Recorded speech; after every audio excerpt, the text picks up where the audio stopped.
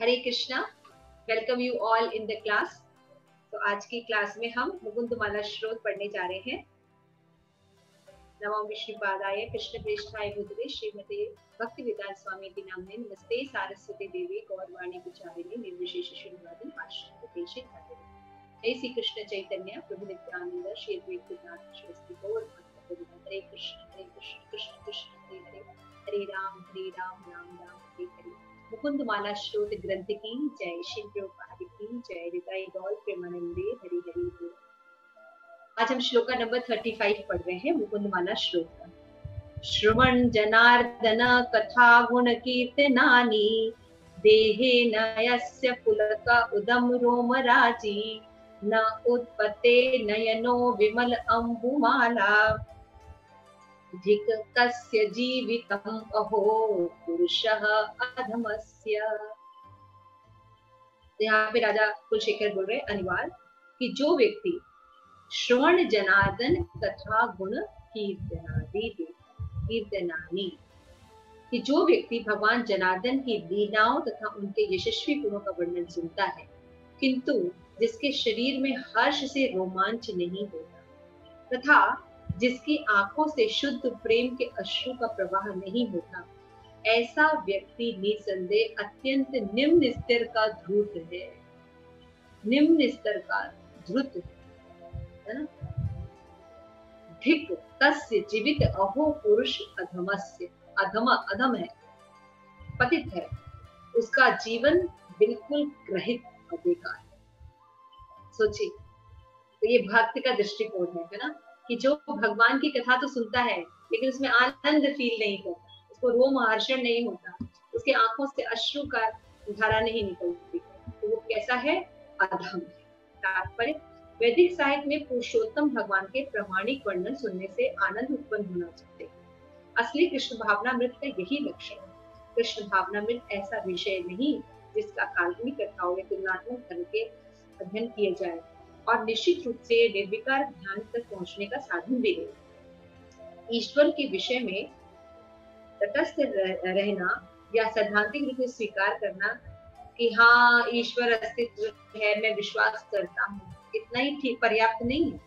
भगवान कृष्ण के विषय में सुनने से प्रारंभ में बद्ध आत्मा के अंदर वो पश्चाताप उत्पन्न होना चाहिए कि कितने दीर्घ काल से वो अपने स्वामी रक्षक सर्वश्रेष्ठ मित्र से बिछड़ा है। अंत में से भगवान के साथ अपने स्वाभाविक तथा सप्रद संबंध के नवीनीकरण के लिए प्रेम के अश्रु भरकर शुद्ध प्रेम को अनुभव करना चाहिए। भक्ति विधि की 3 अवस्थाएं, इट इज वेरी इंपॉर्टेंट। संबंध, अभिधेय और प्रयोजन। पहली अवस्था में व्यक्ति प्रामाणिक श्रोत्र से सुनकर पूर्ण पुरुषोत्तम भगवान के स्वयं सृष्टि इन सबों के बीच के संबंध के विषय में जानकारी प्राप्त है ना, संबंध के बारे में जानकारी, मेरा भगवान से क्या संबंध है, प्रकृति से क्या संबंध है, ये जानकारी प्राप्त करें। उसके बाद वो भक्ति योग तथा सर्व आकर्षक कृष्ण की भक्ति में इस सेवा के परम महत्व का अनुभव करता है, जिसको कि अभिधेय कहते हैं। कैसे करना है? अब संबंध पता चल गया कि मैं भगवान का हूँ, भगवान मेरे हैं, वो मेरे पिता हैं, तो वापस संबंध एस्टैब्लिश कैसे करें? तो जो क्रियाएं की जाती हैं, श्रवण जप है ना आदि, इसको अभिधेय कहते हैं। और वो भक्ति में सेवा के व्यवहारिक कारकों में अपने आप को लगाए। और अंतिम अवस्था क्या होती है? प्रयोजन। वे उस शुद्ध ईश प्रेम को प्राप्त करता है जीवन का लक्ष्य। तो संबंध, अभिधेय और प्रयोजन, ये भक्ति की 3 अवस्थाएं होती है। संबंध मतलब जीव जब भक्ति करता है तो कब अच्छी भक्ति करता है, सिंसियर भक्ति, जब उसे संबंध पता चलता है कि वो भगवान के साथ कौन सा रिलेशन रखता है, भगवान कौन है, वो कौन है। उसके बाद उस संबंध को स्टैब्लिश करने के लिए कुछ साधन का प्रयोग करता है, जप करता है, श्रवण करता है, भोग लगाता है, मंदिर जाता है ना, तरह तरह की जो सेवाएं करता है, इसको अभिधेय कहते हैं। और ये सेवाएं वो क्यों करता है? ताकि वो कृष्ण का शुद्ध प्रेम प्राप्त कर सके, ये लक्ष्य होता है, इसको प्रयोजन कहते हैं। ये 3 एस्पेक्ट होते हैं। तो श्रीमद् भागवत में राजा कुलशेखर इस श्लोक जैसा एक श्लोक सुखदेव गोस्वामी ने भी वर्णन किया है। इसमें ईश्वर के संदेश को जो जीव नहीं समझ पाता, ऐसे दुर्भाग्य का वर्णन सिमिलरली वो श्लोक है श्रीमद् भागवतम का भी। तत्शमसार हृदय बदितं यत् गृहामाण हरिनाम ध्येयेन विक्रेताद तथा विकारो नेत्रे जलगाद रूहेषु हर्षः। निश्चित ही वो हृदय फौलाद का बना है जो एकाग्र होकर भगवान के पवित्र नाम का उच्चारण करने पर भी नहीं बदलता। हरि नाम लेता है लेकिन कोई ध्वनि नहीं होती है। हरे कृष्णा कृष्ण कृष्ण हरे हरे, हरे राम राम राम हरे हरे। तो जिसको ये भी बोल के कोई हर्ष नहीं होता, भगवान के लिए कोई फीलिंग नहीं होती, तो यहाँ पे सुखदेव गोस्वामी बोल रहे हैं कि वो हृदय फौलाद का बना हुआ जो एकाग्र होकर भगवान के पवित्र नाम का उच्चारण करने पर भी नहीं बदलता, न ही हर्षित होता है, जबकि ऐसी अवस्था में आंखों में अश्रु भर जाते हैं और शरीर में रोमांच पैदा होता है। तो ये अवस्था भक्तों की होती है, नॉर्मल लोगों की नहीं होती है ना, कि भगवान का नाम लिया जाए, कथा लिया जाए तो वो रोने लगे या भगवान के लिए आत्मा फीलिंग करने लगे। तो यहाँ पे राजा कुलशेखर शुद्ध भक्त हैं, सुखदेव गोस्वामी शुद्ध भक्त हैं, इसलिए उनको जब भी भगवान का नाम लिया जाता है तो उन्हें समाधि लगती है। आचार्य ने हमें आगाह किया है कि ध्रुव लोग आंसू आने का या रोमांच होने का नकल करते हैं, इनको कहते हैं पाखंडी लोग, है ना। बहुत से पाखंडी मिल जाएंगे ना, जगन्नाथ जी की यात्रा निकलती, लौटने लगेंगे, अपने आप को ऐसे ऐसे चिल्लाने लगेंगे जो उसे बोलते हैं, लेकिन कोई प्रेम नहीं होता, खाली सस्ती लोकप्रियता हासिल करने के लिए वो ऐसा करते हैं। वही बात निष्ठा पूर्वक सेवा की प्रगति करने के अत्यंत विश्वसनीय लक्षण, किंतु इसे आनंद की महत्ता का परिहार नहीं है। ये पाखंडी लोग होते हैं जो प्रदर्शन करते हैं, उसका ये मतलब नहीं होता है कि जो भक्त होते हैं उनको कोई फीलिंग नहीं होती, आनंद होता है और वो अलग आनंद होता है। श्री चैतन्य महाप्रभु ने अपनी शिक्षा अष्टकम में दूसरे में नामना निकारी बहुधा नित्य सर्वशक्ति तत् अर्पित नियमित स्मरणेन काले एकादशी तव कृपा भगवन्नमापि गुरुदेव अनुराग नहीं है मेरा, इतना भगवान की महिमा सुनता हूँ, इतना सुनता हूँ, है ना। दसवां नाम अपराध मुझे बहुत अट्रैक्ट करता है ना, भौतिक आसक्ति बनाए रखना। इतनी आगाध महिमा पढ़ते हैं, इतनी माला की, 64 माला की, धाम यात्रा की, ये क्लास सुना, इसको किया, ये हमारे काउंसलर है, ये हमारे डायरेक्टर है, ये हमारे गुरु है, हमने ये ऐसे किया, वो वैसे किया, लेकिन भौतिक आसक्ति वैसे की वैसे, ये हमारा दुर्भाग्य है। तो यही रो रहे हैं भाव दशा को। चैतन्य महाप्रभु भी ऐसे, दुर्दैव दशे महाजनी मेरा अनुराग नहीं है इस हरि नाम में, इतनी महिमा सुन रहा हूँ, मैं देख रहा हूँ, कोरोना वायरस में स्पष्ट दिखाई भी दे रहा है सारा चीज, लेकिन फिर भी इस देह से आ सकती है।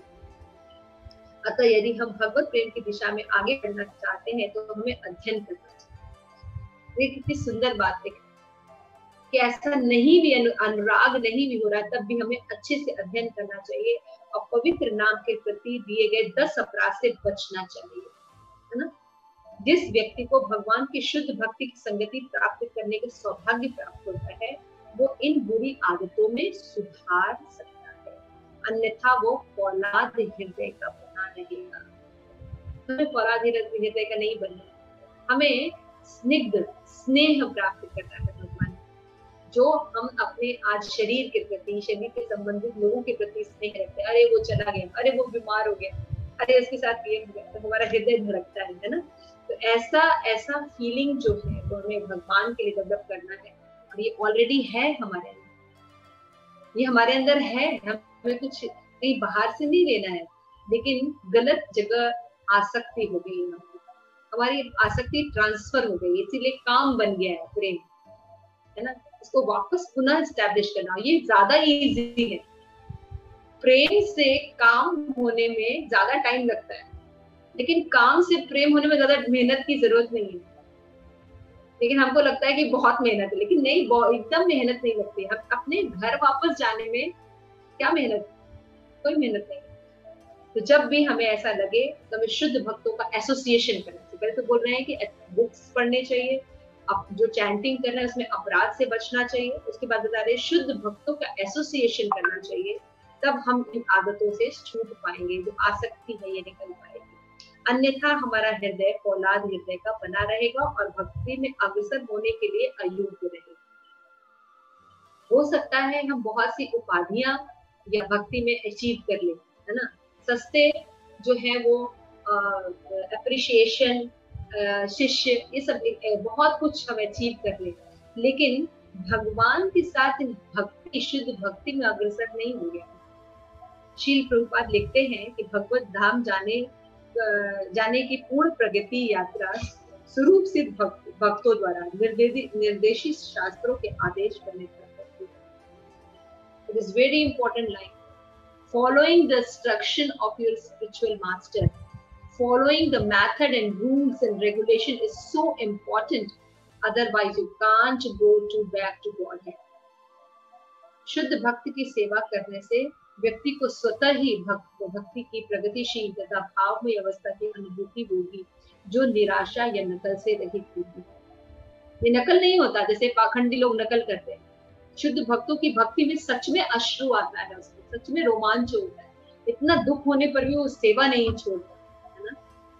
मैंने गुरु महाराज के लिए बहुत देखा है, शायद आप लोगों को भी एक्सपीरियंस होगा। गुरु महाराज अपने रूल्स रेगुलेशंस नहीं छोड़ते, वो किसी भी अवस्था में अपनी माला कंप्लीट करते हैं।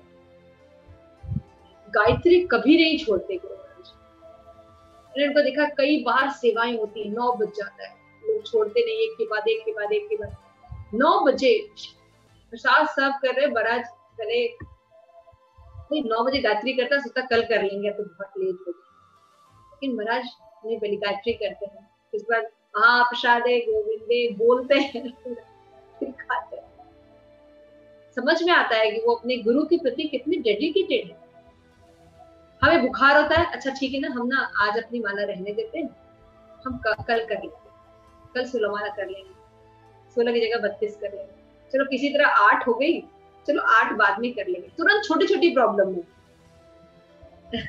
ये मैंने गुरु महाराज में ये स्ट्रिक्टनेस देखी और मैंने उनसे सीखा, in any condition if you are alive you have to follow the instruction, basic instructions जो दिए गए हैं कि हमें 16 माला जब अपराध रहित करना चाहिए, है ना, हमें 4 नियम का पालन करना चाहिए,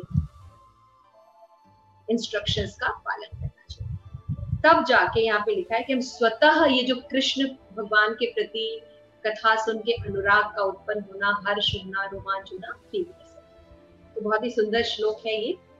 इस श्लोक में और कोई अगर अपने पॉइंट्स जोड़ना चाहता है तो प्लीज एक्सप्लेन करें। तो संबंध का क्या मतलब होता है?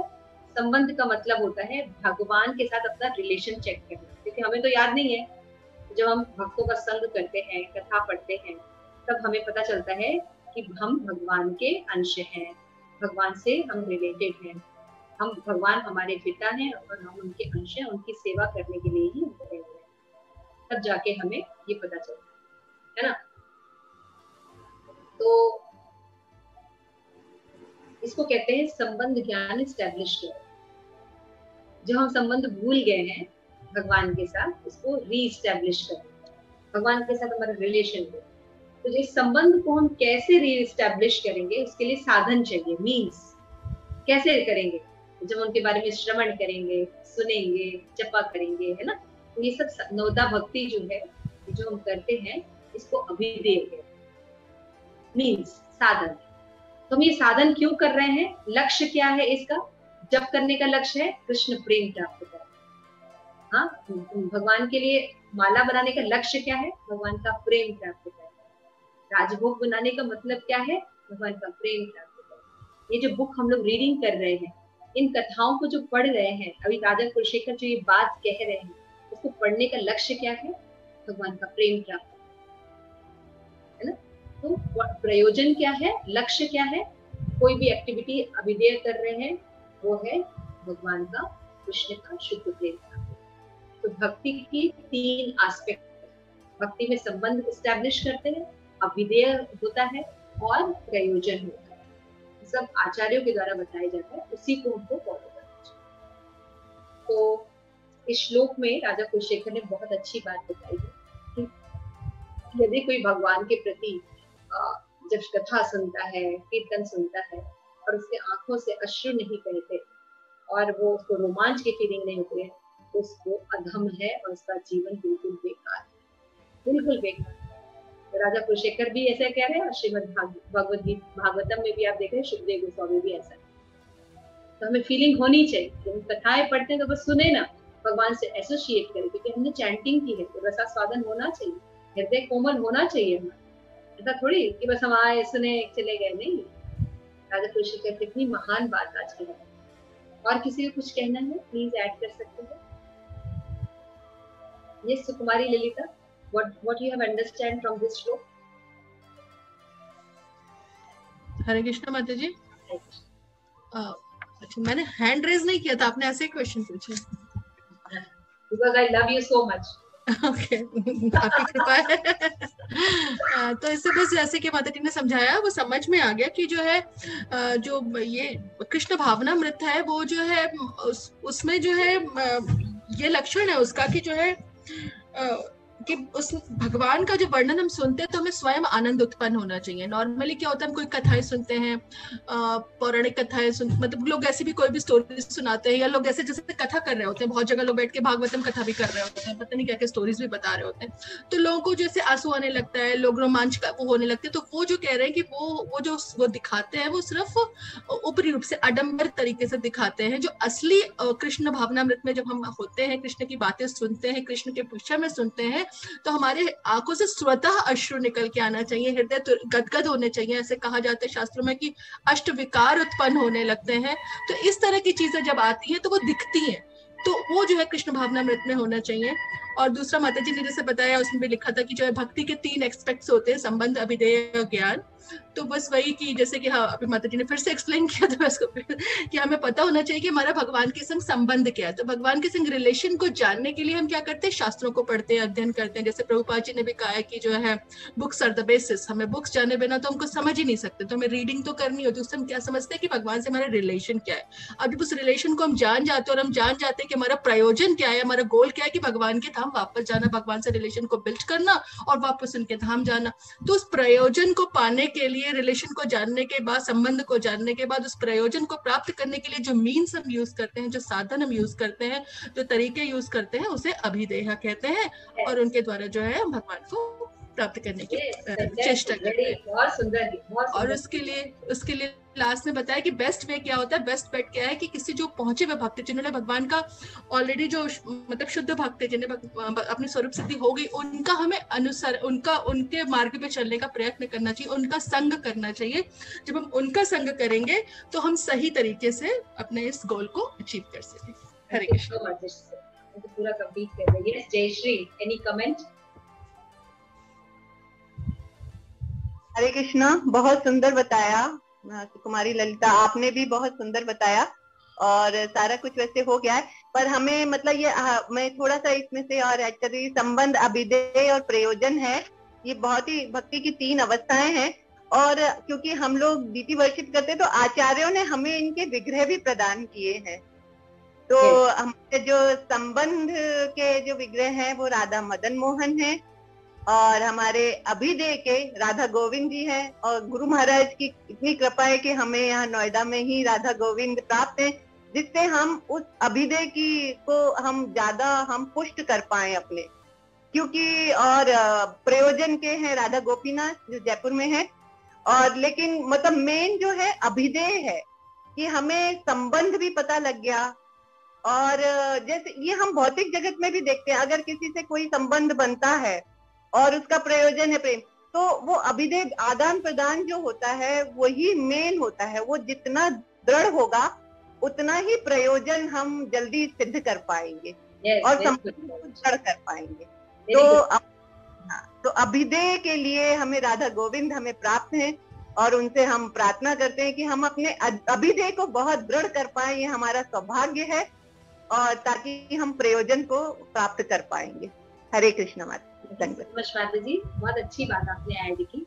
इसमें एक चीज और ऐड हो सकती है कि डीटीज ही नहीं दिए, डीटीज के आचार्य भी दिए हैं।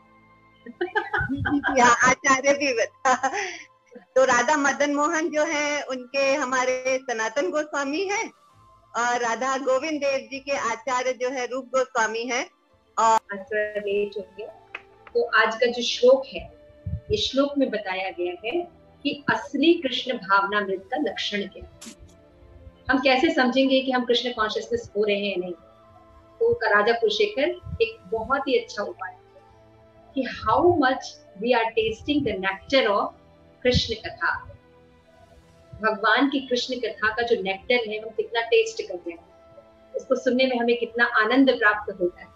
इस बात से अंदाजा लगता है हम भक्ति में कितनी प्रोग्रेस कर रहे हैं। ठीक है, इसलिए जो अगर नहीं भी आता है तो हम अगर उन भक्तों का एसोसिएशन करेंगे तो धीरे धीरे भगवान के लिए फीलिंग्स आएंगे, प्रेम बढ़ेगा, तो वो फीलिंग आएगी, है ना।